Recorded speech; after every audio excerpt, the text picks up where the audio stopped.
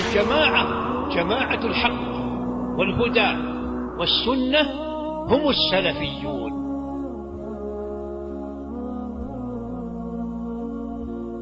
إن الحمد لله نحمده ونستعينه ونستغفره ونعوذ بالله من شرور أنفسنا ومن سيئات أعمالنا. من يهده الله فلا مضل له ومن يضلله فلا هادي له، وأشهد أن لا إله إلا الله وحده لا شريك له، وأشهد أن محمدا عبده ورسوله. يا أيها الذين آمنوا اتقوا الله حق تقاته ولا تموتن إلا وأنتم مسلمون.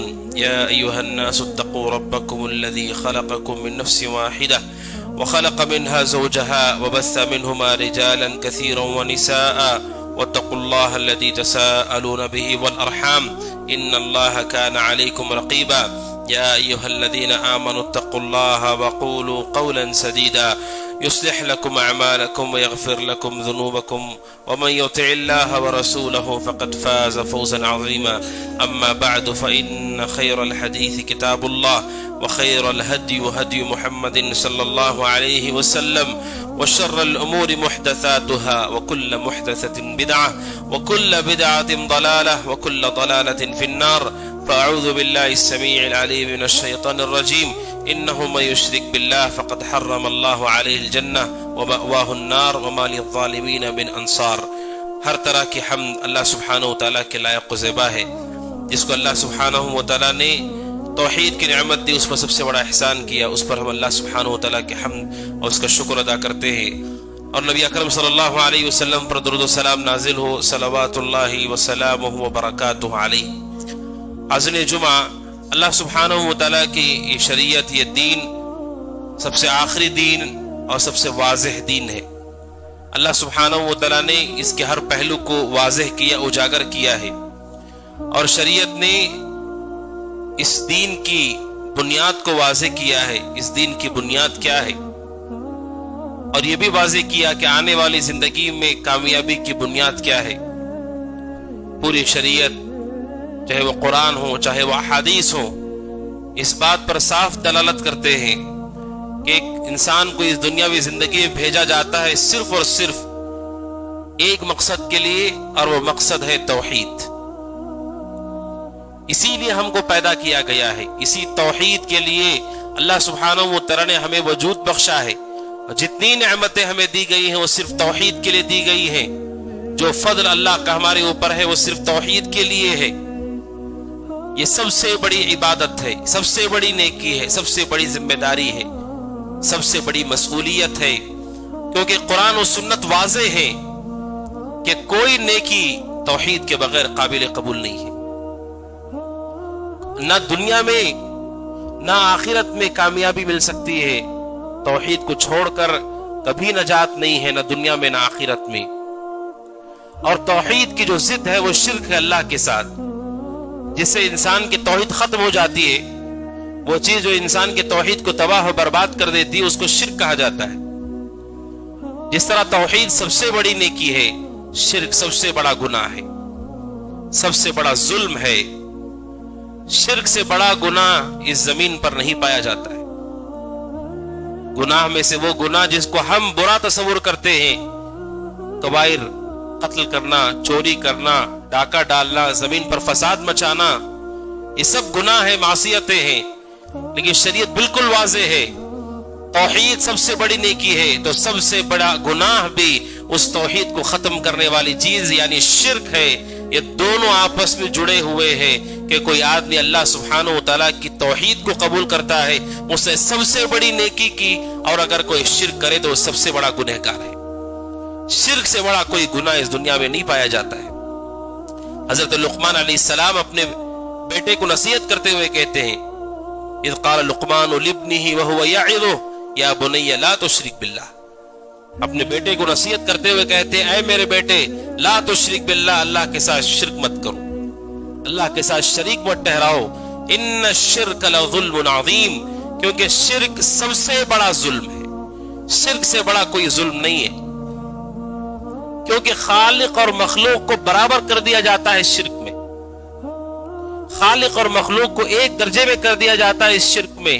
اس سے برا اس سے بھیانک اور اس سے غلط کام کیا ہو سکتا ہے کہ خالق اور مخلوق کو ایک درجے میں کر دیا جائے، جبکہ خالق اور مخلوق میں کوئی برابری نہیں ہے۔ اسی لیے قرآن کریم کہتا ہے کہ جب لوگ قیامت کے دن جن کی انہوں نے پرستش کی تھی جب انہیں دیکھیں گے تو کیا کہیں گے؟ تاللہ ان کننا لفی ضلال مبین، کہیں گے اللہ کی قسم ہم تو بہت بڑے گمراہ تھے، ہم تو کھلی گمراہی میں تھے۔ کیوں؟ اذ نسویکم برب العالمین، کہ ہم تم جیسوں کو اللہ کے برابر کرتے تھے۔ وہ اعتراف کریں گے کہ ہم سب سے بڑے گمراہ تھے کہ تم جیسوں کو ہم اللہ کے برابر کرتے تھے۔ کیا مطلب ہے؟ کہ احساس ہوگا اس وقت انہیں کہ اللہ سبحانہ وتعالیٰ کی ذات اور مخلوق دونوں میں کوئی برابری کا تصور نہیں ہے، پھر بھی ہم نے ان کی عبادت کر کے اللہ کے ساتھ انہیں برابر کر دیا۔ سوچئے اللہ سبحانہ وتعالیٰ ہی ہے جو ساری نعمتیں دیتا ہے، اللہ کے علاوہ کوئی نعمتیں دینے والا دنیا میں کوئی نہیں ہے۔ سارے نقصانات کو صرف اللہ ہی دور کرتا ہے، اللہ کے علاوہ کوئی نقصان دور کرنے والا نہیں ہے۔ صرف اللہ سبحانہ وتعالیٰ ہے جو ہمیں مشکلات سے نکال سکتا ہے، اس کے علاوہ مشکلات سے نکالنے والا کوئی نہیں۔ وہی اللہ سبحانہ وتعالیٰ جس کی ذات ہر طرح سے کامل ہے، اس میں کوئی کمی اور عیب نہیں ہے۔ اس کے مقابلے مخلوق کو دیکھیے، مخلوق نہ ہمیں نفع دے سکتے ہیں، نہ نقصان دے سکتے ہیں، نہ مشکلات سے ہمیں نکال سکتے ہیں۔ وہ خود اپنے نفس کے بھی مالک نہیں ہے، اور ان کی ذات ہر طرح سے کمی میں واقع ہے۔ ان کی شروعات بھی کمی ہے، ان کا اختتام بھی کمی ہے۔ ایسی شخصیتیں، ایسی مخلوق کو اللہ جیسی ذات کے ساتھ ہم نے برابر کر دیا، ہم سے بڑا گمراہ کون ہے؟ یہ قیامت کے دن وہ اعتراف کریں گے، اذ نسویکم برب العالمین، کہ ہم نے تمہیں رب العالمین کے برابر کر دیا۔ لہٰذا میرے بھائیو، شریعت اسلامیہ کہتی ہے یہ سب سے بڑا گناہ ہے۔ اسی لیے سارے نبیوں نے اپنی قوموں کو اسی توحید کی دعوت دی اور اس کی ضد سے لوگوں کو روکا، شرک سے روکا۔ اس دعوت کی اہمیت پتہ چلتی ہے کہ اللہ کے سارے انبیاء نے، رسول نے لوگوں کو اسی توحید کی دعوت دی، اس کے برخلاف اس کا جو ضد ہے شرک، اسے روکا۔ اس کے علاوہ تفصیلات کو بعد میں بتایا گیا۔ قوم نوح نے 950 سال تک اسے قبول نہیں کیا، انکار کرتے رہے، تھوڑے ایمان لانے والے تھے۔ 950 سال تک یہی دعوت جاری رہی، اللہ کے علاوہ کوئی سچا معبود نہیں، اس کے ساتھ کسی کو شریک نہ کیا جائے۔ 950 سال تک یہی دعوت لوگوں کو دی گئی کہ آپ کی عبادتیں بعد میں آتی ہیں، سب سے پہلے خالق کی شناخت ہو کہ اللہ کے برابر ہمیں کسی کو نہیں کرنا ہے، یہ پہلی شناخت ہمارے پاس ہو۔ باقی آپ کی نماز، روزہ، زکوٰۃ کا کوئی فائدہ نہیں ہے۔ اگر اللہ کے ساتھ ہم نے مخلوق کو برابر کر دیا، اس سے گھٹیا کوئی عمل نہیں ہو سکتا ہے، پھر آپ کی نمازوں، روزوں، زکوٰۃ، حج اور تلاوت کا کوئی فائدہ نہیں ہے۔ سارے نبیوں نے اسی لیے اسی توحید کی دعوت دی۔ یہ دعوت کا مرکز ہے، یہی بنیاد ہے عقیدہ توحید لا الہ الا اللہ، اور اس کے جو مخالف ہے وہ شرک، اسی کی دعوت سب سے بنیادی دعوت ہے۔ اور کتاب و سنت نے واضح کیا ہے کہ شرک اتنا قبیح ہے، اتنا برا ہے۔ اب دنیاوی زندگی میں دیکھیے، انسان اپنے چھوٹے نفع میں کسی کو شریک نہیں کرنا چاہتا۔ آپ کو بہت بڑا فائدہ ہو، کیا وہ فائدہ لا کے لوگوں میں بانٹ دیتے؟ انسان اللہ کی رضا کے لیے کچھ دیتا ہے، نفع میں وہ بھی کسی کو شریک نہیں کرنا چاہتا ہے۔ چھوٹا سا بچہ ہو، گود میں اپنی ماں کے کوئی اور بچہ دیکھے تو اسے نکال دیتا ہے گود سے، کیونکہ وہ چاہتا ہے کہ ساری محبتیں اسے ملیں۔ کوئی شوہر پسند کرے گا کہ اس کی بیوی جو اس کے عقد میں ہے، اسے کوئی غیر محرم دیکھے، کون پسند کرے گا اسے؟ کہ انسان اپنی چھوٹی ذات کے ساتھ، چھوٹے جذبات کے ساتھ یہ نہیں چاہتا کہ اس کی محبت میں کوئی شریک ہو، اس کے نفع میں کوئی شریک ہو، اس کی زوجیت میں جو بیوی اس کے ساتھ کوئی داخل ہو، آدمی پسند نہیں کرتا ہے۔ جب اللہ سبحانہ وتعالیٰ کی بات آتی ہے، جس نے سب کچھ ہمیں دیا ہے، جو پیدا کرتا ہے اور موت دیتا ہے، وہی دوبارہ کھڑا کرے گا، اس ذات کی کوئی اہمیت ہمارے پاس نہیں۔ اور کتنے لوگوں کو اللہ کے سوا ہم پکارتے ہیں، یہ افسوس کی بات ہے۔ شرک سب سے قبیح ہے، سب سے برا ہے، زنا سے بدتر ہے یہ کہ کوئی آدمی زنا کرتا ہے، زناکار ہے، زانی کو رجم کیا جائے گا، شریعت کی سخت ترین سزا ہے، لیکن اس سے برا ہے اللہ سبحانہ وتعالیٰ کے ساتھ دوسرے کو شریک کرنا۔ اسی لیے شرک کی قباحت کو شریعت نے بیان کیا۔ شریعت یہاں تک کہتی ہے، اللہ سبحانہ وتعالیٰ کہتا ہے یا ایھا الذین آمنوا انما المشرکون نجس فلا يقربوا المسجد الحرام اللہ سبحانہ و تعالیٰ کہتا ہے اے وہ لوگوں جو ایمان لائے ہو انمل مشرکون نجس، بے شک مشرک ناپاک ہیں، نجس ہیں، وہ گندے ہیں، جس طرح سے خنزیر، جس طرح سے کتے کا لعاب نجس ہے، اسی طرح انما المشرکون نجس، اسی طرح مشرک بے ناپاک ہیں۔ اللہ سبحانہ و تعالیٰ انہیں ناپاک کہتا ہے، ان کے جسموں کی طہارت اور ان کے گھروں کی صفائی، ان کے لباس کی صفائی، انہیں ان کے دل کی صفائی سے کیسے کافی ہو جائے گی؟ اللہ سبحانہ و تعالیٰ کہتا ہے کہ یہ ناپاک ہے، نجس ہے۔ جس دل کے اندر اللہ سبحانہ و تعالیٰ کی ذات کے ساتھ دوسروں کو شریک کیا گیا ہو وہ کیسا پاک انسان ہے، اور اس کی پاکی کا کوئی فائدہ نہیں۔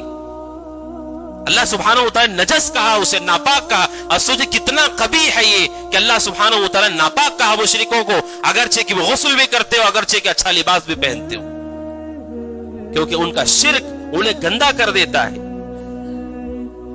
اور اللہ سبحانہ و تعالیٰ کو شرک اس قدر قبیح اور ناپسندیدہ ہے، اللہ سبحانہ و تعالیٰ کہتا ہے وَلَا تَنْكِحُوا الْمُشْرِكَاتِ حَتَّى يُؤْمِنْ وَلَأَمَةٌ مُؤْمِنَةٌ خَيْرٌ مِّن مُشْرِكَةٍ۔ اللہ سبحانہ و تعالیٰ کہتا ہے کہ مشرکہ عورتوں سے شادی مت کرو۔ کیوں؟ اللہ سبحانہ و تعالیٰ کہتا ہے کیونکہ مشرکہ عورت سے بہتر ایک مومنہ لونڈی ہے، اگرچہ کہ مشرکہ عورت تمہیں پسند ہو۔ اللہ سبحانہ و تعالیٰ کہتا ہے مشرکہ سے نکاح مت کرو۔ یہ دنیاوی معاملات ہیں، یہ دنیاوی امور ہیں، لیکن دنیاوی امور میں اللہ سبحانہ و تعالیٰ کہتا ہے کہ مشرکہ عورت سے نکاح مت کرو۔ اور مردوں کو بھی حکم دیا، عورتوں کو بھی یہی کہا گیا وَلَا تُنْكِحُوا الْمُشْرِكِينَ حَتَّى يُؤْمِنُوا۔ اللہ سبحانہ و تعالیٰ کہتا ہے کہ مشرکوں سے نکاح مت کرواؤ اپنے بیٹیوں کا۔ کیوں؟ وَلَعَبْدٌ مُؤْمِنٌ خَيْرٌ مِّن مُشْرِكٍ۔ اللہ سبحانہ و تعالیٰ کہتا ہے یہ غلام جو توحید پر ہے وہ بہتر ہے اس مشرک سے جسے ہم پسند کر رہے ہیں۔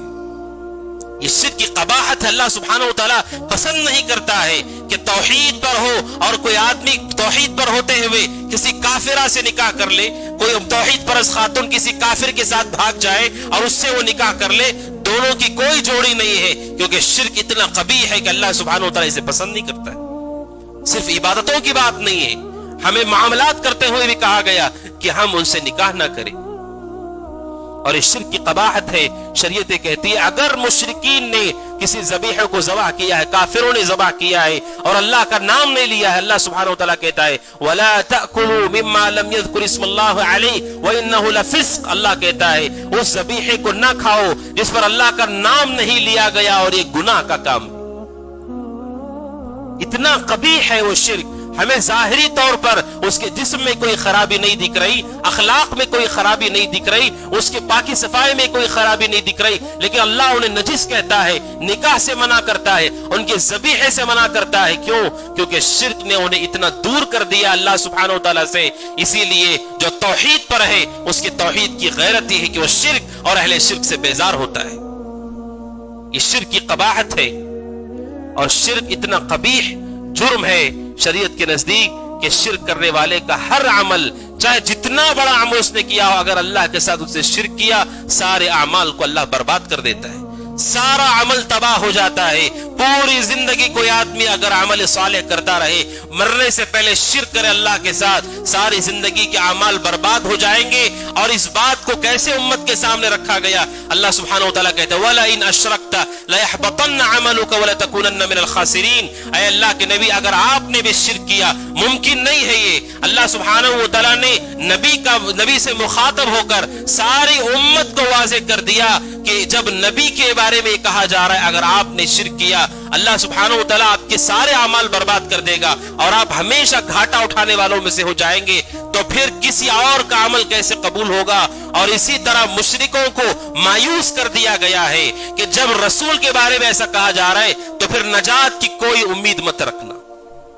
امت کے لیے پیغام ہے اور مشرکوں کے لیے مایوسی ہے اس میں۔ اگر کوئی دنیا سے شرک لے کر کے رخصت ہوا ہے، اب نجات کا کوئی راستہ اس کے پاس نہیں بچا ہے۔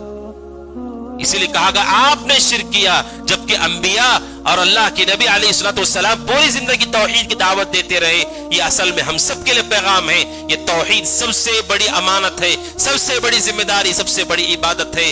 لہٰذا اسے سمجھیں، اسے پڑھیں، اسے جانیں کہ توحید کیا ہے اور شرک کیا ہے اور کیسے انسان اسلام سے خارج ہو جاتا ہے۔ اور اس شرک کی قباحت ہے اللہ سبحانہ و تعالیٰ شرک کا گناہ اگر کوئی آدمی اس پر مر جائے اللہ سبحانہ و تعالیٰ اسے معاف نہیں کرتا ہے، اسے معاف نہیں کیا جاتا ہے، چاہے وہ کوئی بھی آدمی ہو۔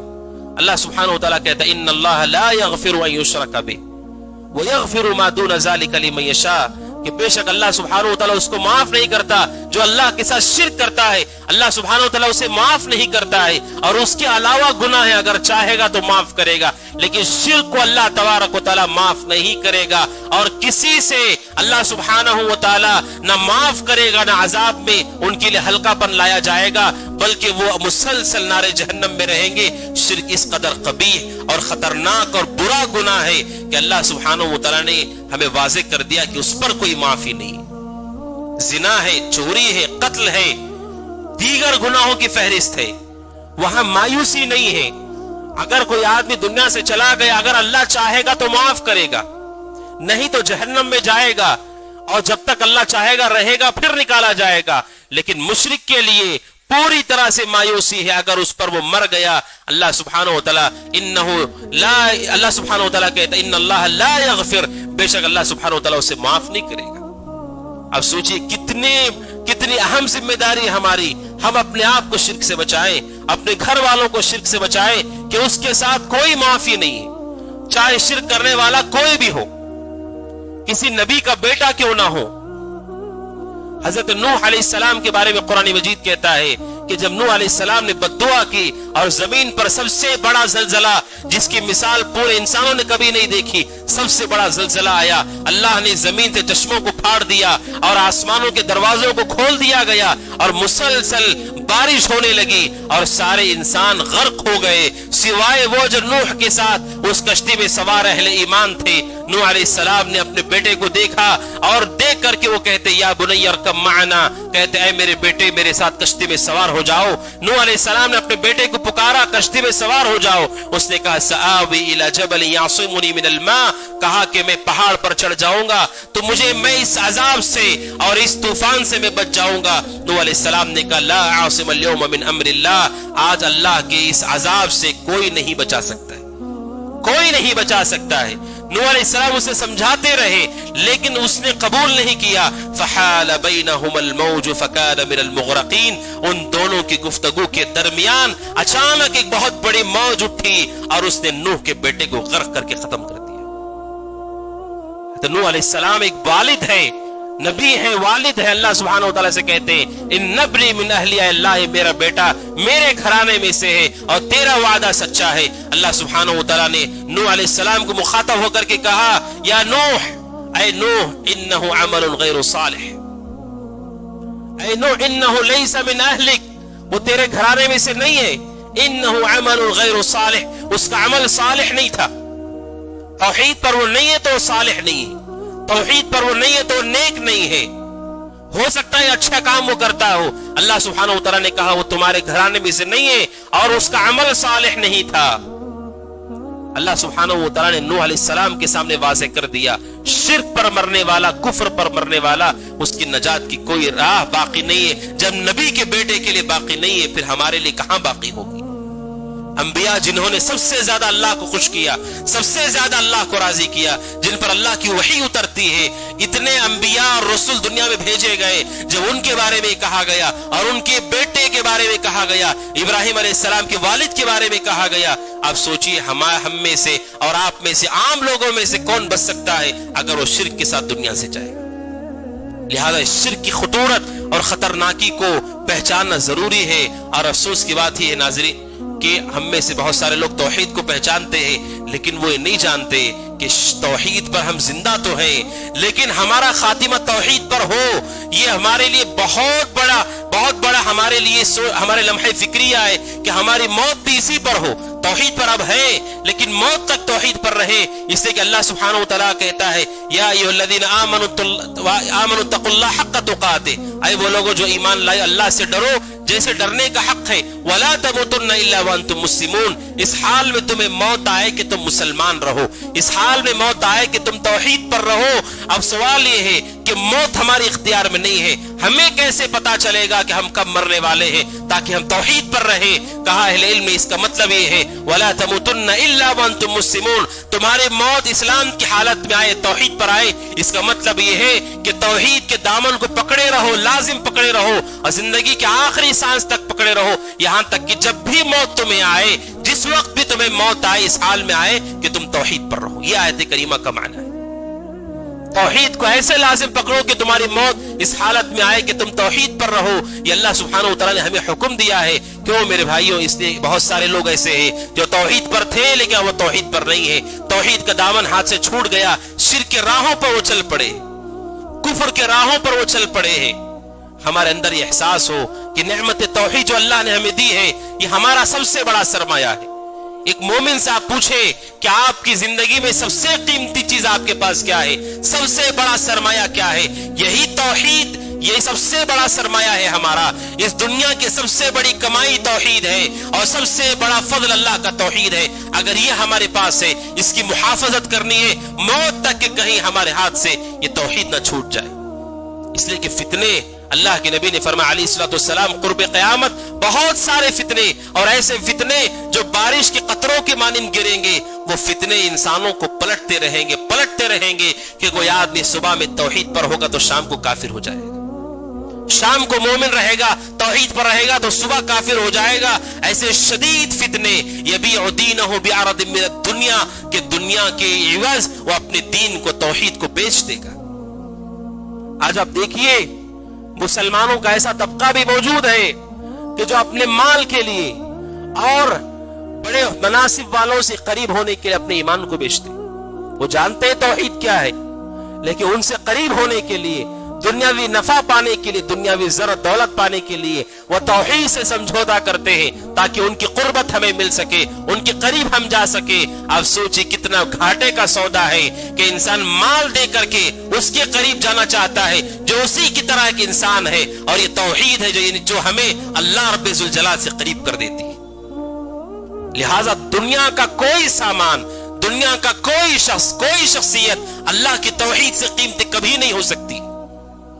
ہم میں سے ہر شخص یہ جان لے کہ ہماری جان بھی چلی جائے، ہمارا مال چلا جائے، ہماری اہل اولاد وہ سب کے سب مر جائے، تباہ ہو جائے، ختم ہو جائے، یہ سارے نقصانات بھی اللہ کی توحید سے بڑے نہیں ہو سکتے ہیں. سب سے بڑا سرمایہ توحید ہمارے پاس ہے. توحید ہمارے پاس نہیں ہے تو ہم سے بڑا گھاٹے میں کوئی نہیں ہے.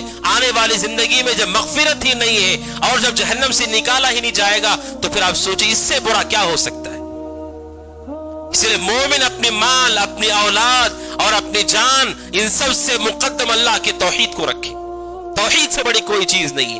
اس لیے قرآن کہتا ہے ماں باپ جن کا حق سب سے زیادہ ہوتا ہے مخلوق میں، اللہ سبحانہ وتعالیٰ کہتا ہے وَإِن جَاهَدَاكَ، اگر وہ زبردستی کرے تمہیں کہ تم شرک کرو اللہ کے ساتھ، فَلَا تُطِعْهُمَا، اللہ کہتا ہے اس میں اطاعت نہیں کرنا ان کی.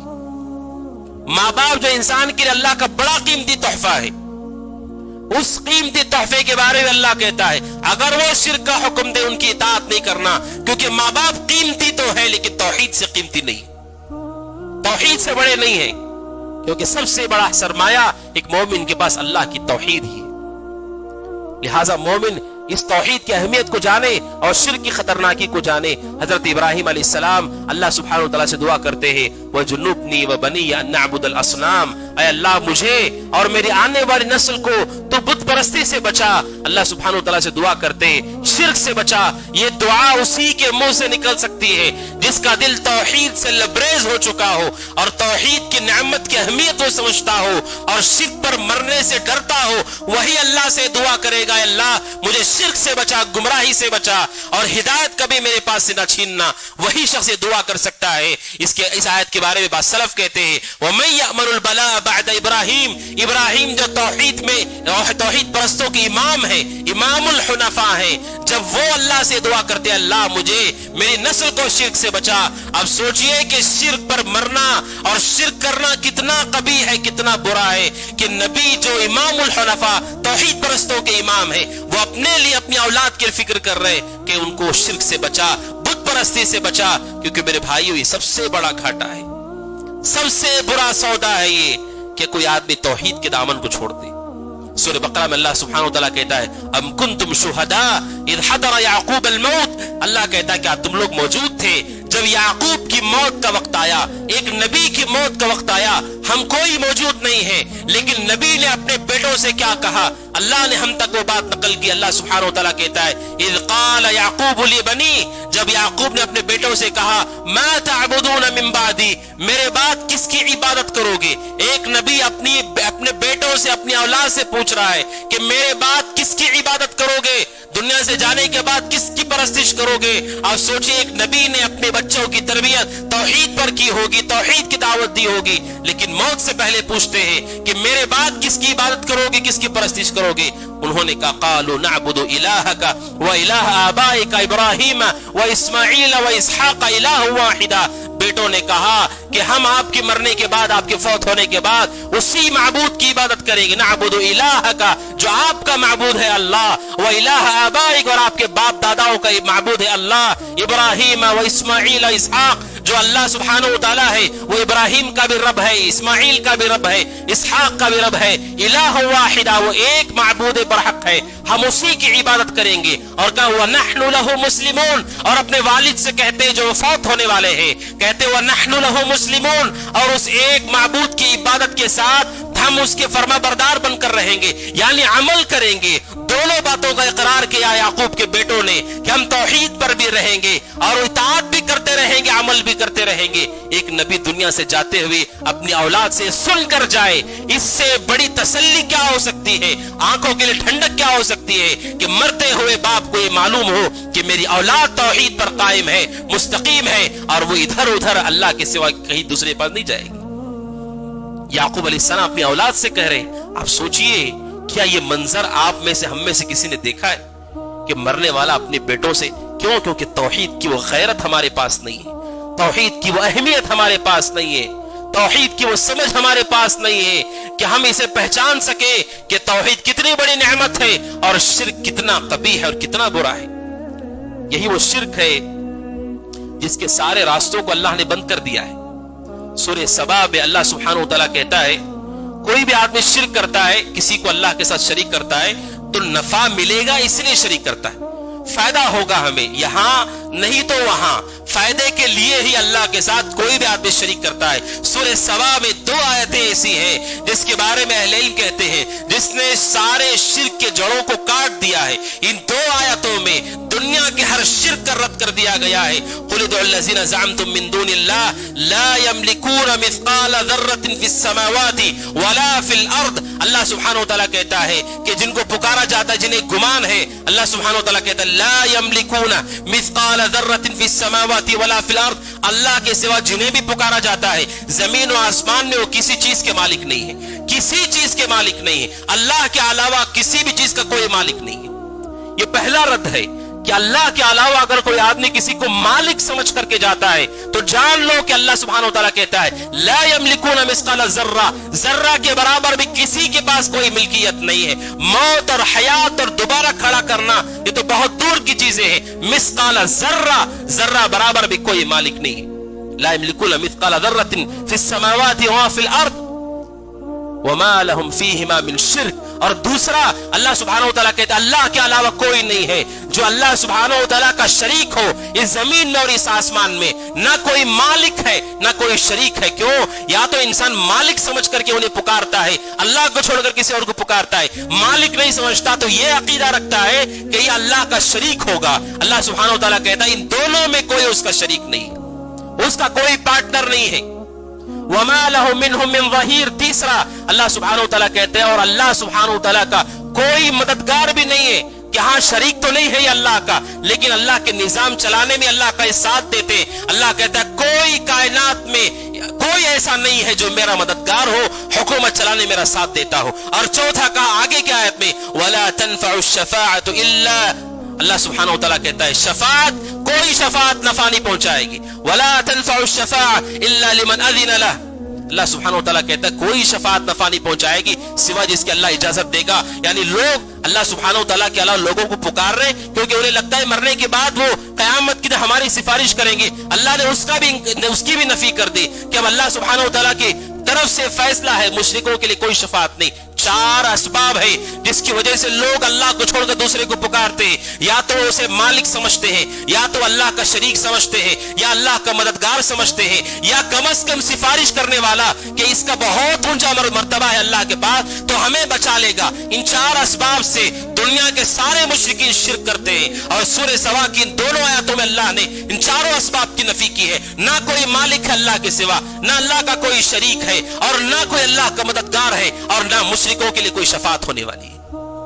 इन दो आयतों ने सारे शिर्क के जड़ों को काट दिया है। इससे वाज़ेह कौन सी आयत होगी जो हमारे सारे उसूल को खत्म करने वाली हो, जो शिर्क के लिए घड़े गए हैं। और तरतीब से सबसे पहले बादशाहत, मिल्कियत, उसका इनकार कर दिया गया। फिर मिल्कियत तो नहीं, सिर्फ पार्टनर है, शरीक, उसका भी इनकार कर दिया गया। पार्टनर नहीं, शरीक नहीं, सिर्फ मददगार है, उसका भी इनकार कर दिया गया। मददगार नहीं, सिर्फ अल्लाह के सामने सिफारिश करेंगे, उसका भी इनकार कर दिया गया। फिर क्यों अल्लाह के साथ दूसरे को हम पुकारे? जब कोई मालिक नहीं, कोई शरीक नहीं, कोई मददगार नहीं, कोई सिफारिश करने वाला नहीं अल्लाह की इजाजत के बगैर, तो फिर अल्लाह के अलावा किसी को हम क्यों पुकारे?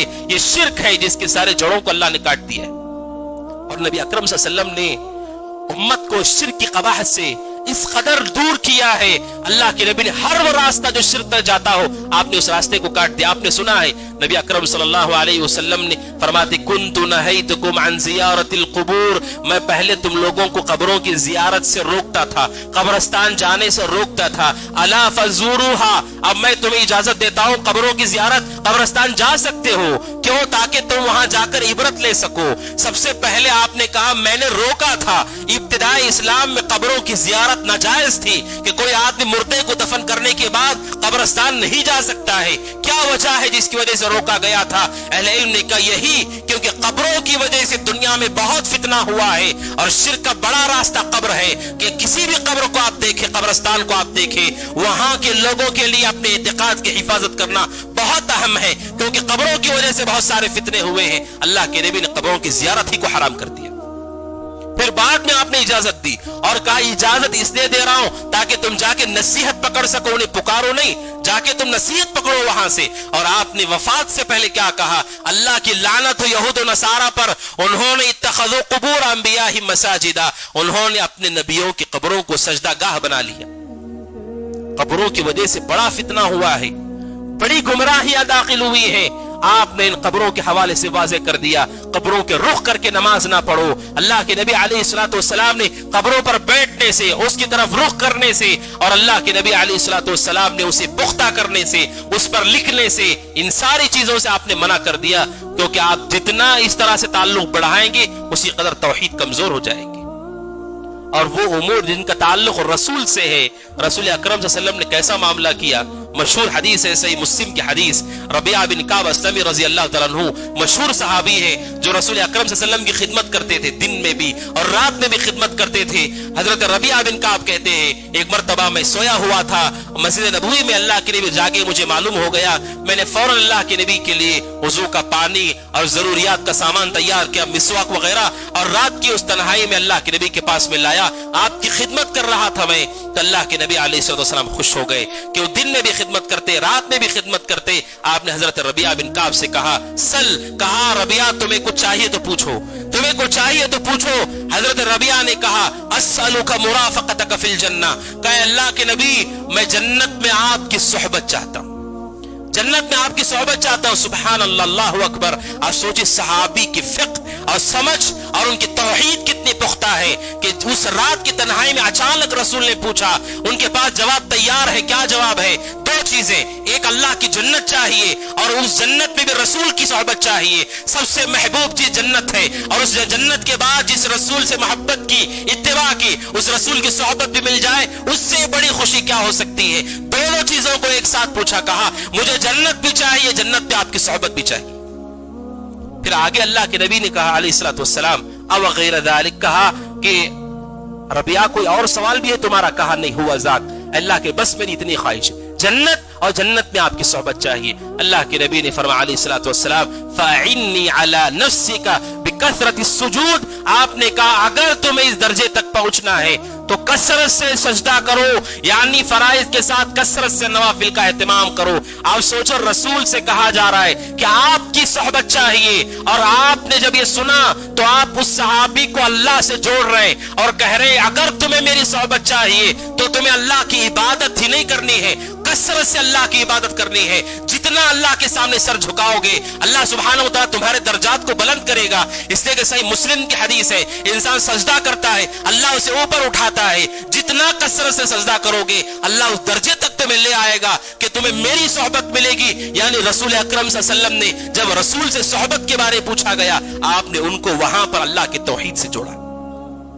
یہ رسول اکرم صلی اللہ علیہ وسلم کی تعلیم ہے اور اس شریعت کی وضاحت ہے کہ رسول کی صحبت بھی آپ کو چاہیے، راضی اللہ ہی کو کرنا ہے، عبادت اللہ ہی کی کرنی ہے، رسول کو نہیں پکارا جا سکتا ہے۔ آپ نے صحابی سے کہا میری صحبت چاہیے، کثرت سے سجدہ کرو، نوافل پڑھو، اللہ تبارک و تعالیٰ تمہیں وہ درجہ نصیب کرے گا۔ میرے بھائیوں، یہ توحید ہے اور اس شرک کی قباحت ہے کہ نبی اکرم صلی اللہ علیہ وسلم نے اس کے سارے راستوں کو بند کر دیا۔ اور بخاری ہی کی حدیث ہے، ابو ہریرہ رضی اللہ عنہ نے اللہ کے نبی علیہ الصلوۃ والسلام سے پوچھا، اے اللہ کے نبی، من اسعد الناس بشفاعتک یوم القیامہ، کہا ہے اللہ کے نبی آپ کی سفارش کا سب سے زیادہ حقدار کون ہے؟ قیامت کے دن رسول سفارش کریں گے امتیوں میں سے جو نافرمان ہیں، کبیرہ گناہ کرنے والے ہیں، ان کے لیے سفارش کریں گے۔ کہا اللہ کے نبی کون سب سے زیادہ آپ کی سفارش کا حقدار ہے؟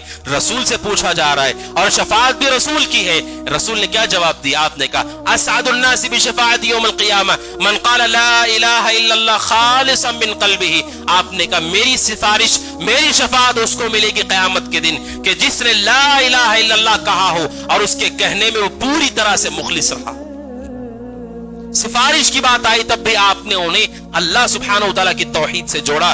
کیوں؟ کیونکہ شرک اور شرک کا ہر راستہ خطرناک ہے، تباہ کرنے والا ہے۔ چاہے نبی کی صحبت ہو، نبی کی سفارش ہو، اسے پانے کا راستہ بھی توحید ہی ہے، اس کے علاوہ کوئی اور راستہ نہیں۔ اور شرک انسان کی ساری نیکیوں کو تباہ کر دیتا ہے، بلکہ اللہ سبحانہ وتعالی نے سورہ بینہ میں کہا اولئک شر البریہ، سب سے بدترین مخلوق مشرک ہوتا ہے۔ سب سے بدترین مخلوق مشرک ہے کہ دنیا میں کوئی آدمی احسان فراموش ہو اور جس نے اس پر احسان کیا، جس نے اس کا ساتھ دیا، جو اس کے لیے کھڑا رہے، اگر وہی غداری کرے اس کے ساتھ، انسان پوری زندگی بھر وہ زخم لیے ہوئے ہوتا ہے کہ جس کو میں نے ساتھ دیا، جس کا میں ساتھ کھڑا رہا، مصیبت میں اس کے ساتھ ہر قدم چلتا رہا، اسی نے میرے ساتھ غداری کی۔ کہ انسان ہمدردی کرتا ہے اور ہمدردی کرنے کے بعد اگر اس ہمدردی کا بدلہ ایسے ہو، انسان کبھی نہیں بھولتا۔ آپ سوچئے اللہ سبحانہ وتعالی کی ذات کس قدر اونچی ہے، کس قدر عظمت والی ذات ہے جو سب کچھ عطا کرنے والا ہے۔ ایھا الناس انتم الفقراء الی اللہ، اے لوگو تم سب کے سب فقیر ہو، محتاج ہو، اللہ سبحانہ وتعالی بے نیاز ہے۔ انسان چاہے وہ کوئی بھی ہو، اللہ سبحانہ وتعالی کے مقابلے میں نفع نقصان کا مالک نہیں، لہٰذا اللہ کے ساتھ اسے شریک نہیں کیا جا سکتا ہے۔ میرے بھائیوں، شرک کی قباحت ہمارے دل میں پیدا ہونی ضروری ہے، اور اسی طرح اس کی حساسیت کہ مسئلہ کتنا بڑا کتنا خطرناک ہے اسے جاننا بھی ضروری ہے، اور اپنے گھر والوں کو اور اپنے متعلقین کو بتانا ضروری ہے کہ شرک سب سے بڑا گناہ ہے، اس گناہ سے بچو، اس کے تفصیلات کو جانو، جس سے آدمی مشرک ہو جاتا ہے اس چیز کا علم حاصل کرو تاکہ ہم اس شرک سے بچ سکے۔ انسان کا اپنے اوپر سب سے بڑا احسان یہ ہے کہ وہ اپنے آپ کو شرک سے بچائے، اپنے گھر والوں پر سب سے بڑا احسان یہ ہے انہیں شرک سے بچائے، اپنے دوستوں پر سب سے بڑا احسان یہ ہے انہیں شرک سے دور کرے، اور مسلمانوں پہ سب سے بڑا احسان ہے کہ جو اہل اسلام میں سے کسی کو شرک کے راستے پر جاتا ہوا دیکھے اور اسے روکے اور اللہ کے توحید کی طرف اسے لگا دے۔ یہ سب سے بڑا احسان ہے، سب سے بڑا حسن سلوک ہے۔